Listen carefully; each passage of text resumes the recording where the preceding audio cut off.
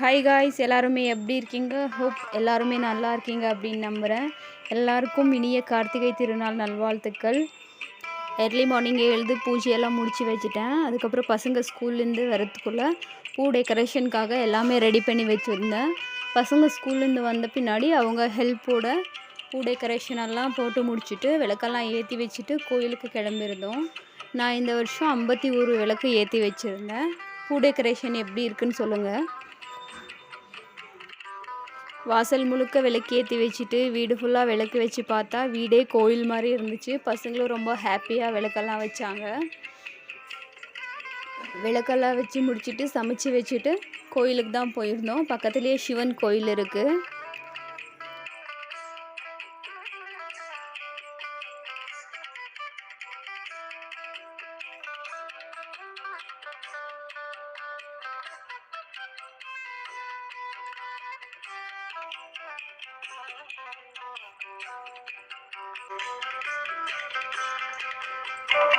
வீட்டிலலாம் விளக்கேற்றி முடித்ததும் கோயிலுக்கு கிளம்பி போயிட்டோம். கோயிலில் பார்த்தா அவ்வளோ பிரம்மாண்டமாக பண்ணியிருந்தாங்க. சிவன் கோயில் தான், பழமையான சிவன் கோவில். இந்த மாதிரி எப்போவும் குளம் இருக்கும் கோயில் முன்னாடி. குளத்தில் வந்து சாமியை தேர் இழுப்பாங்க. இந்த மாதிரி தேர் மாதிரி கட்டி தேர் இழுப்பாங்க. சாமி எப்படி இருக்குன்னு சொல்லுங்கள்.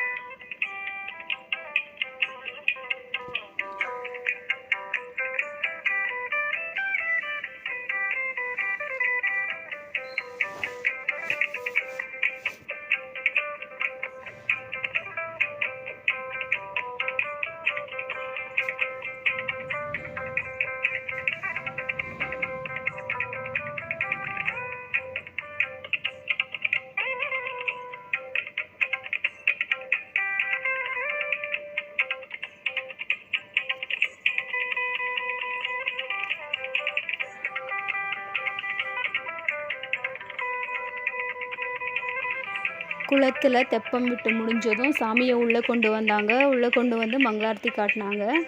சாமி பாருங்கள் எப்படி இருக்குன்னு கமெண்ட்டில் சொல்லுங்கள். எங்கள் ஊர் சிவன்.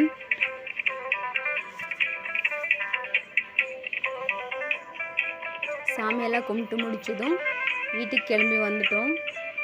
விளக்கெல்லாம் எரிஞ்சிட்டே இருந்துச்சு. வந்து சாப்பிட்டு முடிச்சுட்டு விளக்கெல்லாம் குளிர வச்சிட்டோம். உங்கள் வீட்டில் நீங்கள் எப்படியெல்லாம் கார்த்திகை தீபம் கொண்டாடினீங்க அப்படின்னு கமெண்ட் செக்ஷனில் சொல்லுங்கள்.